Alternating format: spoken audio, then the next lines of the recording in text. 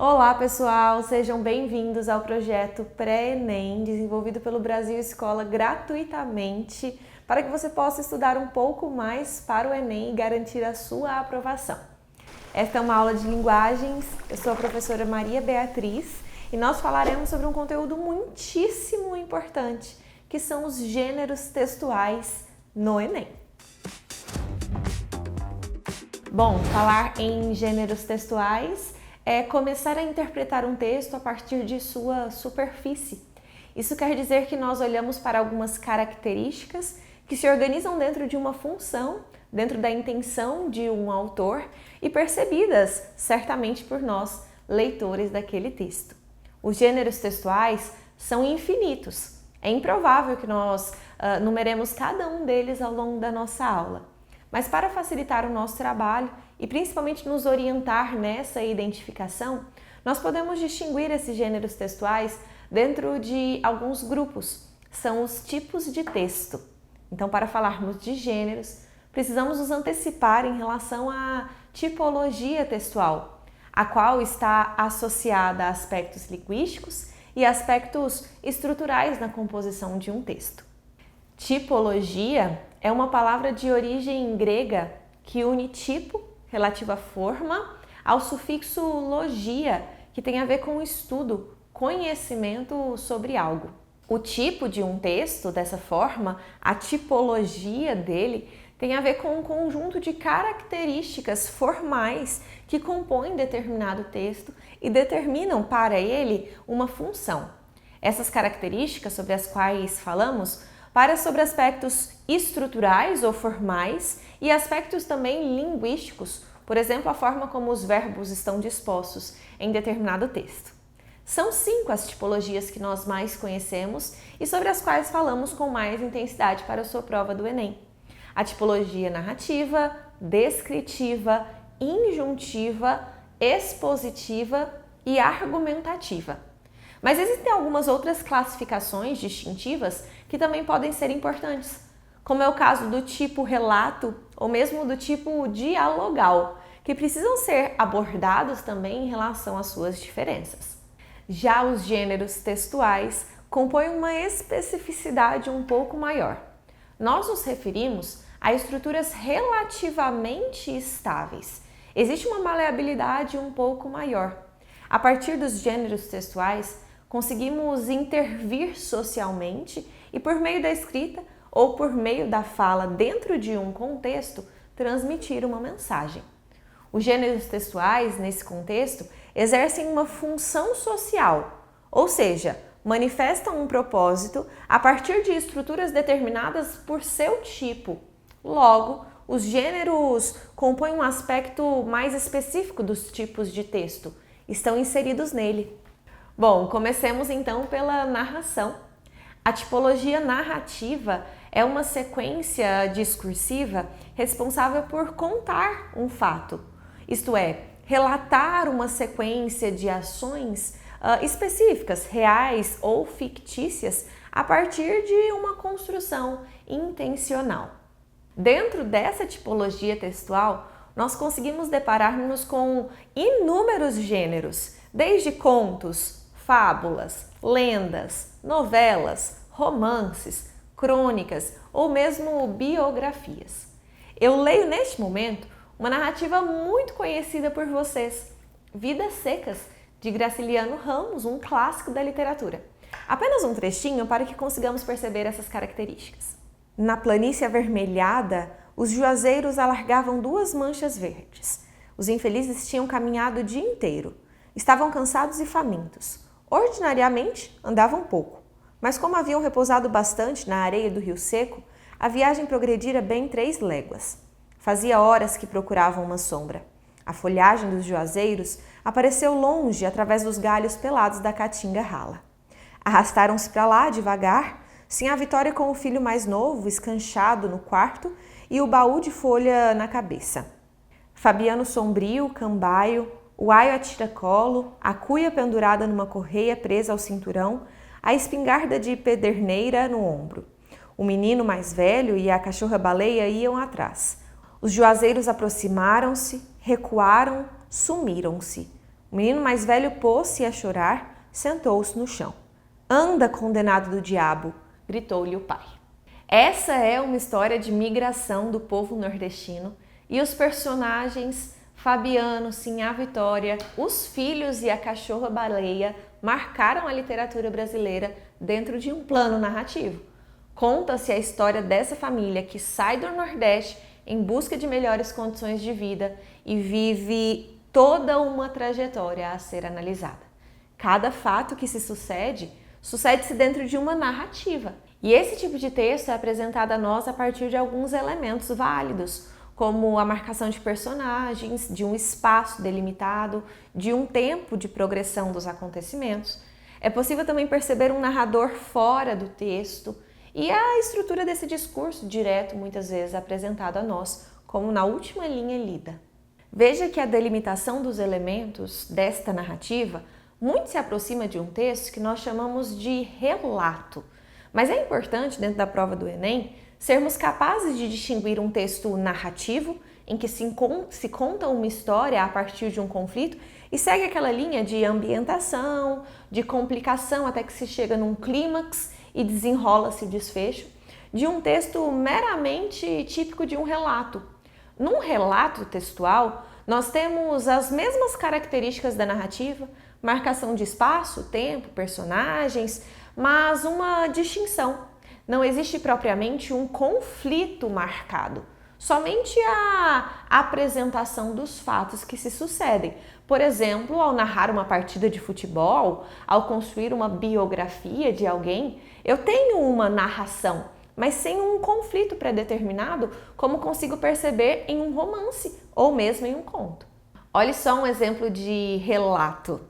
Bem, amigos e amigas de todas as redes, vai começar mais um jogão de futebol aqui no Brasil Escola, o maior canal de educação gratuita deste Brasil. Quem entra em campo é o estudante que pretende fazer o Enem em 2022. É isso mesmo, meus amigos e amigas. Aqui ele vai se dedicar aos conteúdos mais importantes para alcançar uma vaga na universidade. Aqui se insere um currículo, um diário de viagem, um relato pessoal. Veja que há uma sequência de fatos que são narrados, mas não existe um conflito centralizado. Ali está a distinção do texto do tipo relato. Ainda no caráter narrativo do texto, nós podemos depreender algumas características denominadas dialogais. E um texto pode ser inteiro dialogal e ao mesmo tempo narrativo. O texto dialogal poderá ser, em outra circunstância, também dissertativo. Por exemplo, mas aqui na narrativa, ele contaria uma história sem a presença de um narrador observador, apenas pela sequência de um discurso direto dado pelos personagens. Isso é muito comum em crônicas, por exemplo.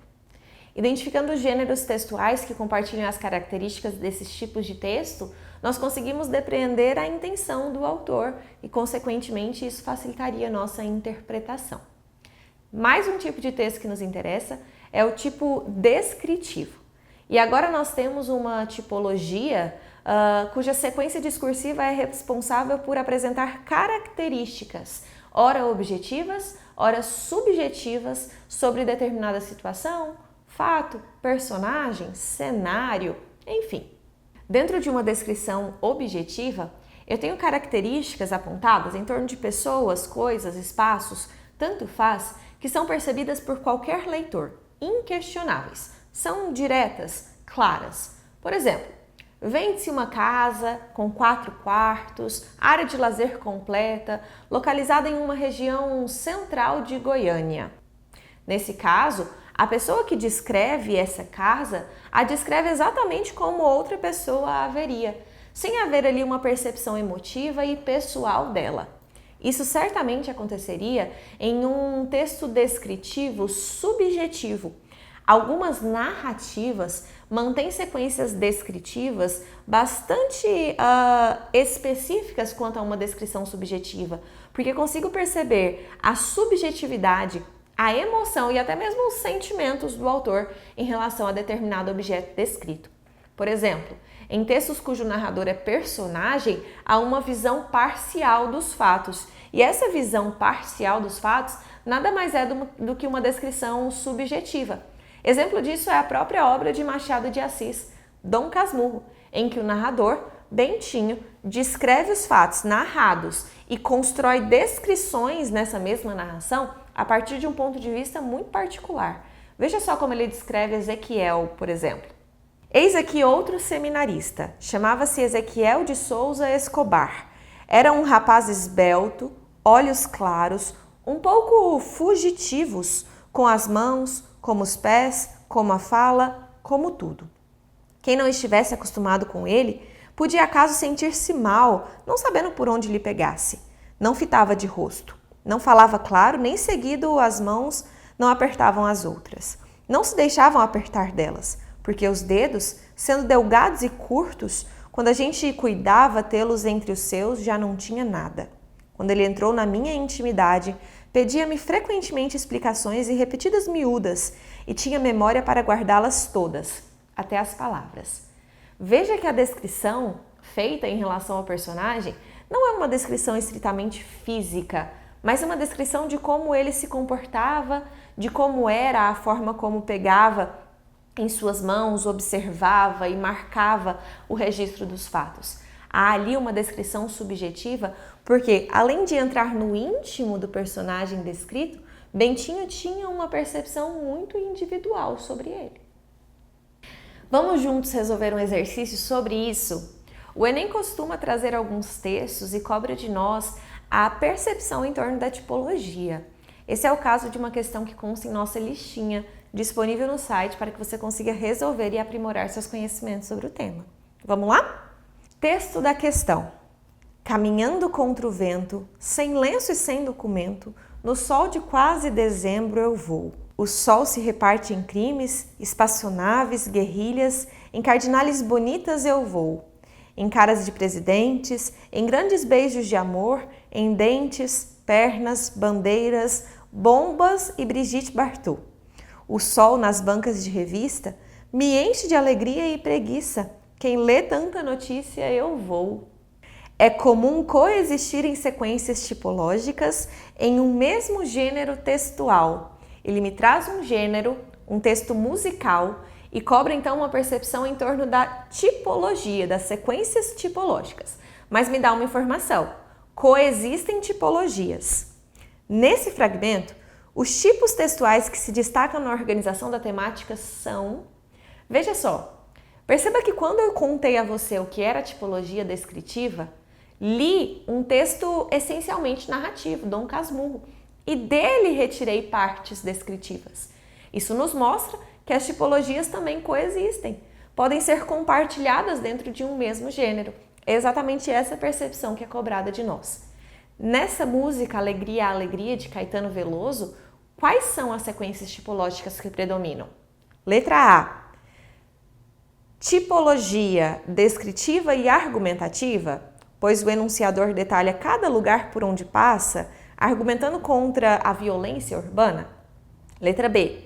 Dissertativo e argumentativo, pois o enunciador apresenta seu ponto de vista sobre as notícias relativas à cidade. Letra C.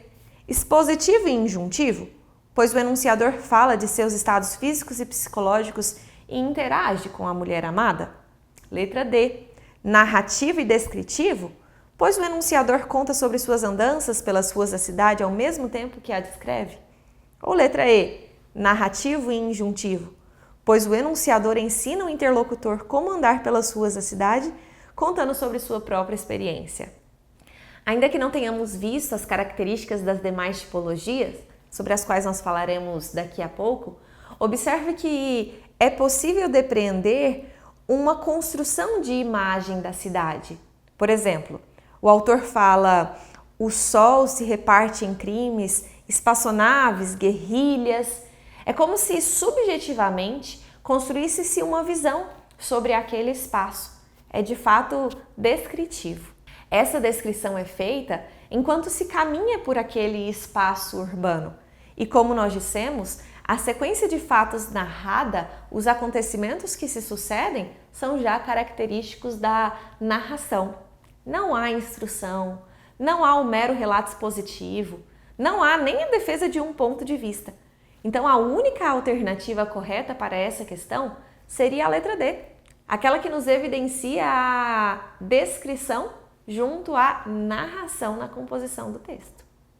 Continuando as distinções das tipologias, nós chegamos ao texto injuntivo. Injunção é o mesmo que instrução. Então, estamos falando de uma sequência discursiva responsável por instruir, ensinar, aconselhar, orientar um leitor sobre determinada situação.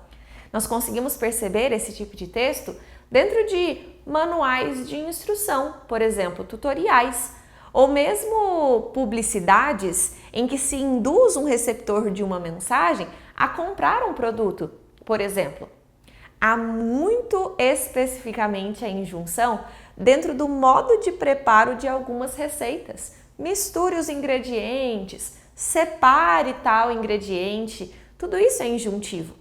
Perceba que nos textos de injunção, a instrução tem características linguísticas para além das características estruturais. Por exemplo, os verbos no imperativo estarão na maior parte das vezes presentes. Na tela, uma receitinha de um bolo de laranja para você fazer na sua tarde. E eu sigo, após os ingredientes, ao modo de preparo. Veja só, bata no liquidificador os ovos, o açúcar, o óleo, o suco e a casca da laranja. Passe para uma tigela e acrescente a farinha de trigo e o fermento. Leve para assar em uma forma com furo central, untada e enfarinhada por mais ou menos 30 minutos. Desenforme o bolo e molhe com o suco de laranja. Veja que passo a passo há orientações. Ao fim, molhe com o suco de laranja, bata os ingredientes, desenforme o bolo. Não há uma ordem, não há uma ordenação no sentido de mandar você fazer isso, mas sim de instruí-lo sobre a construção desse bolo. Isso é um texto injuntivo. É aquele em que há um diálogo, uma interlocução entre quem escreve e quem lê, a partir dessa interação de modo a aconselhar, a instruir, a ensinar. Muito particular as características desse tipo de texto.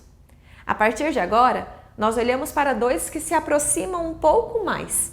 Enquanto a tipologia injuntiva tinha muito a ver com a instrução, a tipologia dissertativa, ou também pode ser apresentada a nós como tipologia expositiva, é uma tipologia, uma sequência discursiva responsável pela exposição de informações acerca de um fato.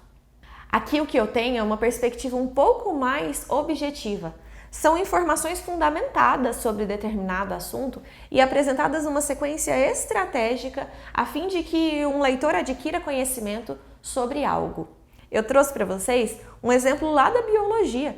Afinal, a dissertação é muito própria de textos informativos. Se você pegar sua apostila pela qual você estuda, você verá várias definições. Por exemplo, mitocôndrias são organelas presentes em células eucarióticas e que se destacam por serem o local onde ocorre a respiração celular. Essas organelas são, portanto, geradoras de energia química para a célula. As mitocôndrias apresentam formato arredondado ou alongado e são envolvidas por duas membranas. Há ainda outras informações sobre as mitocôndrias, certamente, mas o que conseguimos perceber é que os textos informativos compõem-se a partir dessa tipologia, dessas características linguísticas objetivas, diretas, impessoais, muitas vezes, e estruturais. Eu consigo perceber esse texto expositivo dentro de uma notícia, dentro de um texto informativo, um livro da própria escola, uma aula que é ministrada por um professor, em que não há uma opinião colocada acima de qualquer coisa. Já a argumentação, embora usufrua muitas vezes da exposição para se fundamentar, nada mais é do que uma sequência discursiva que se diferencia das demais pela presença de um ponto de vista a ser defendido. É nesse contexto exposta uma opinião que precisa ser fundamentada a partir de argumentos ao longo de determinado texto. Então não confunda a dissertação com a argumentação. Enquanto uma meramente expõe, informa, a outra defende um ponto de vista por meio de argumentos. É isso que se faz, por exemplo, na sua redação do Enem. Este é um exemplo de uma redação que alcançou nota máxima no último vestibular e está disponibilizada em nossos canais. Veja só, a Declaração Universal dos Direitos Humanos busca garantir a todos os cidadãos pleno acesso aos direitos básicos, como saúde, educação, além de preservar a integridade e dignidade da pessoa humana. Veja que até aqui há apenas exposição sobre o que é a Declaração dos Direitos Humanos e o que ela garante. Agora vem a opinião.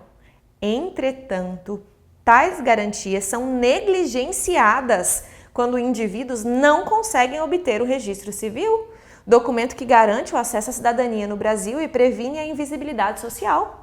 Dessa forma, a ausência desse documento causa a marginalização do povo e impede a ascensão social dos brasileiros. Veja como a aluna é incisiva ao defender o ponto de vista acerca da negligência em torno da garantia do registro civil. Coloca-se, inclusive, as consequências dessa falta. Escreve-se: causa a marginalização do povo e impede a ascensão social. Esse não é um fato meramente informativo e que pode ser trazido a partir de dados estatísticos, mas uma opinião, uma percepção do autor em defesa de um ponto de vista. Ali está a característica da argumentação. Além da sua redação do Enem, que compartilha características dissertativas e argumentativas, artigo de opinião, resenha, editoriais também são textos em que predomina essa argumentação. Considerando, então, a necessidade de convencer o leitor sobre algo a partir da argumentação, vamos resolver mais uma questão. Agora, sobre gêneros textuais. Embora a tipologia seja a chave para a resolução entre as alternativas. Vamos lá? Texto na tela. O livro It, A Coisa, de Stephen King. Durante as férias escolares de 1958 em Derry, pacata cidadezinha do Maine, Bill, Rich, Stan, Mike, Ed, Ben e Beverly aprenderam o real sentido da amizade, do amor, da confiança e do medo. O mais profundo e tenebroso medo.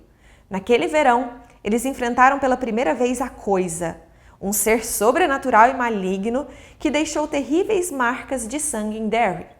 Quase 30 anos depois, os amigos voltam a se encontrar. Uma nova onda de terror tomou a pequena cidade.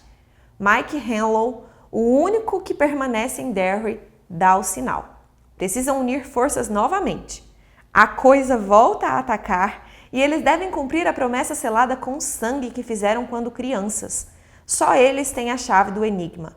Só eles sabem o que se esconde nas entranhas de Derry. O tempo é curto, mas somente eles podem vencer a Coisa. Em It, A Coisa, clássico de Stephen King, em nova edição, os amigos irão até o fim, mesmo que isso signifique ultrapassar os próprios limites.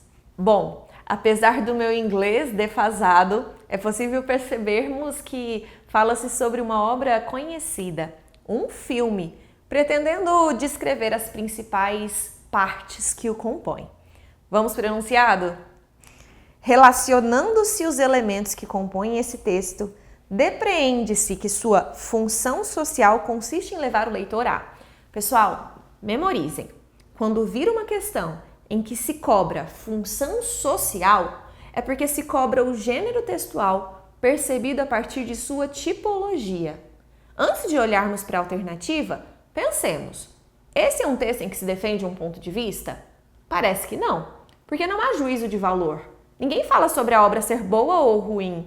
Simplesmente descreve-se a obra dentro de minuciosidades de fato, mas é só um relato sobre aquela obra, é só uma exposição do que se trata. Há, na verdade, características mesmo narrativas, porque consigo compor uma sequência de fatos resumidos sobre essa obra. Não existe argumentação. Se fosse uma resenha crítica, certamente o autor dessa resenha convenceria o leitor a assistir dizendo ser boa ou não convenceria dizendo ser ruim. Nós conseguimos reconhecer resenhas dentro de textos em jornais, em sites próprios para isso, em que se expõe um ponto de vista sobre uma obra. Não é esse o caso. Eu apenas escrevo de que a obra se trata. Entre as alternativas, aquela que é adequada à função social desse texto é, então, letra A.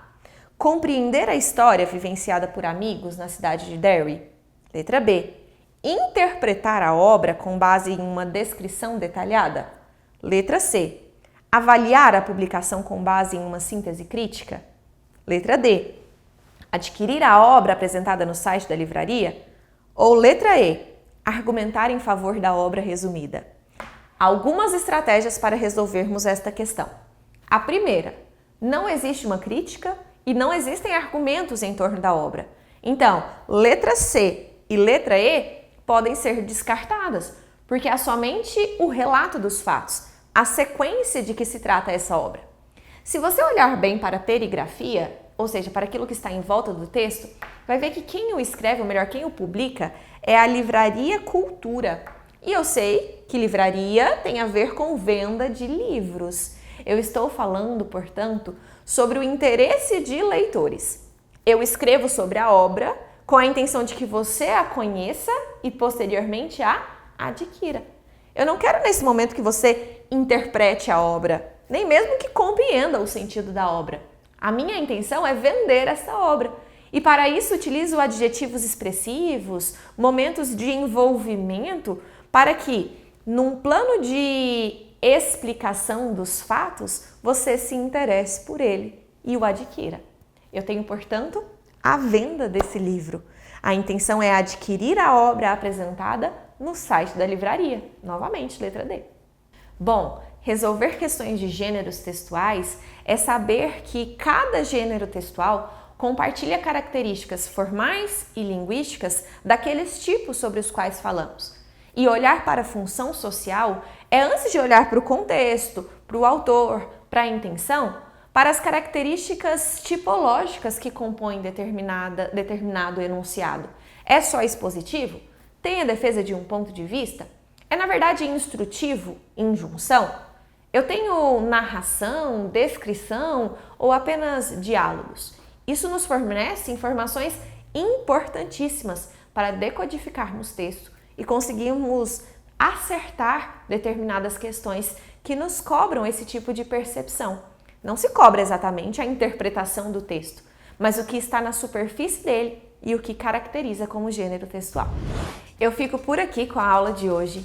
Espero que isso tenha incitado a sua curiosidade sobre o assunto para que você se aprofunde um pouco mais nesse conteúdo muito importante para o Enem.